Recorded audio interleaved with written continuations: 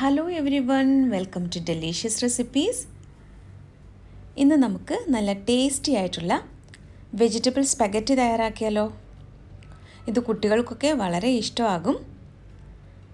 അപ്പോൾ ഇതെങ്ങനെയാണ് എളുപ്പത്തിൽ തയ്യാറാക്കുന്നതെന്ന് നോക്കിയാലോ. ആദ്യം നമുക്ക് ഈ സ്പെഗറ്റി ഒന്ന് വേവിച്ചെടുക്കണം. അപ്പോൾ അതിനു വേണ്ടി ഞാൻ കുറച്ച് വെള്ളം ഇവിടെ ചൂടാക്കാനായിട്ട് വെച്ചിട്ടുണ്ട്. ഇതിലേക്ക് നമുക്ക് ആവശ്യത്തിനുള്ള ഉപ്പ് ചേർത്ത് കൊടുക്കാം. നന്നായിട്ടൊന്ന് മിക്സ് ചെയ്ത് കൊടുക്കാം. 1 ടീസ്പൂൺ ഒലിവ് ഓയിലും കൂടി ചേർക്കുന്നുണ്ട്. വെള്ളം നല്ലതുപോലെ തിളച്ച് വരുമ്പോൾ ഇതിലേക്ക് നമുക്ക് സ്പെഗറ്റി ചേർത്ത് കൊടുക്കാം. ഇത് രണ്ടായിട്ട് കട്ട് ചെയ്യേണ്ടതൊന്നും ആവശ്യമില്ല. ഇതുപോലെ അങ്ങ് വെച്ച് കൊടുത്താൽ മതി. അല്പസമയം കഴിയുമ്പോൾ അത് താഴേക്ക് വന്നോളും. സ്പെഗറ്റി എന്ന് പറയുന്നത് ഒരു ടൈപ്പ് പാസ്തയാണ്.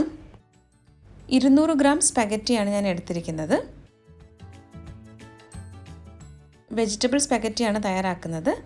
നിങ്ങൾക്ക് ചിക്കനൊക്കെ ചേർക്കണമെങ്കിൽ അതുകൂടി ചേർത്തിട്ട് തയ്യാറാക്കാം. ഇനി ഇത് നന്നായിട്ടൊന്ന് വേവിച്ചെടുക്കണം. ഇതിപ്പോൾ ഇവിടെ പാകത്തിന് വെന്ത് വന്നിട്ടുണ്ട്. നമുക്കിനി വെള്ളമൊക്കെ ഒന്ന് ഊറ്റിക്കളയണം. ഞാനിത് ഒരു സ്ട്രെയിനറിലേക്ക് മാറ്റിയിട്ടുണ്ട്. ഇനി നമുക്ക് കുറച്ച് വെള്ളം ഒഴിച്ച് നന്നായിട്ടൊന്ന് കഴുകിയെടുക്കാം.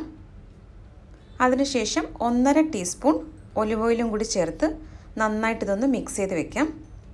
അപ്പോൾ ഇതിലെ സ്റ്റാർച്ചൊക്കെ പോകാൻ വേണ്ടിയിട്ടാണ് ഈ വെള്ളം ഒഴിച്ചിത് കഴുകുന്നത്. അതുപോലെ ഓയിലൊക്കെ ചേർക്കുമ്പോൾ ഇത് ഒട്ടും തന്നെ ഒട്ടിപ്പിടിക്കില്ല. ഇനി നമുക്കിതിന് ആവശ്യമായിട്ടുള്ള വെജിറ്റബിൾ എന്തൊക്കെയാണെന്ന് നോക്കാം. ക്യാരറ്റും ക്യാപ്സിക്കവും ക്യാബേജും സവാളയുമാണ് എടുത്തിരിക്കുന്നത്. ഇനി ഇതെങ്ങനെയാണ് തയ്യാറാക്കുന്നതെന്ന് നോക്കാം. ഒരു കടായിൽ കുറച്ച് ഒലിവ് ഓയിൽ ഒഴിച്ചിട്ടുണ്ട്. വെളുത്തുള്ളി ചേർക്കാൻ താല്പര്യമുണ്ടെങ്കിൽ ആദ്യം വെളുത്തുള്ളി ചേർക്കാം. അതിനുശേഷം സവാള ചേർത്താൽ മതി. ഒരു വലിയ സവാളയുടെ പകുതിയാണ് ഞാനിപ്പോൾ ചേർത്തത്. ഇതിലേക്ക് കട്ട് ചെയ്ത് വെച്ചിരിക്കുന്ന ക്യാരറ്റും ക്യാബേജും കൂടി ചേർത്ത് കൊടുക്കാം. ഇതിനങ്ങനെ പ്രത്യേകിച്ചൊരു അളവൊന്നുമില്ല. നിങ്ങൾക്ക് ഇഷ്ടമുള്ള എത്രയും വെജിറ്റബിൾ ഇതിലേക്ക് ചേർക്കാം. തീ കൂട്ടി വെച്ചിട്ട് വേണം ഇതൊന്ന് വഴറ്റിയെടുക്കാനായിട്ട്. ഒരു വലിയ ക്യാപ്സിക്കത്തിൻ്റെ പകുതിയും കൂടി ചേർത്ത് കൊടുക്കാം. ഹൈ ഫ്ലെയിമിൽ തന്നെ വെച്ചിട്ട് ഇതൊന്ന് വഴറ്റിയെടുക്കാം. ഒരുപാടങ്ങ് വെന്ത് പോകേണ്ട ആവശ്യമില്ല. ആവശ്യത്തിനുള്ള ഉപ്പ് കൂടി ചേർത്ത് നന്നായിട്ടൊന്ന് ഇളക്കി കൊടുക്കാം.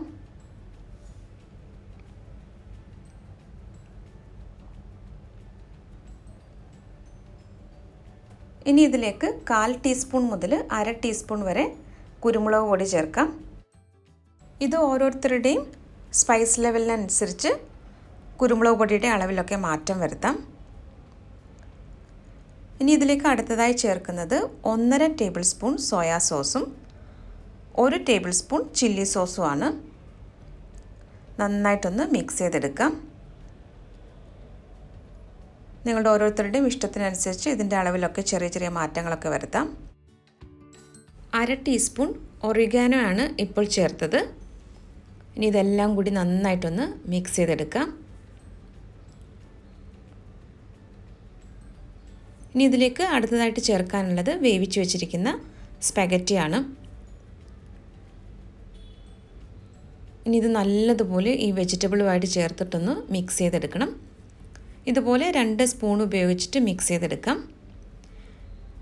ഇങ്ങനെ ചെയ്യാൻ ബുദ്ധിമുട്ടാണെങ്കിൽ 1 സ്പൂൺ ഉപയോഗിച്ചിട്ട് ഇതുപോലെ ഒന്ന് മിക്സ് ചെയ്തെടുത്താലും മതി.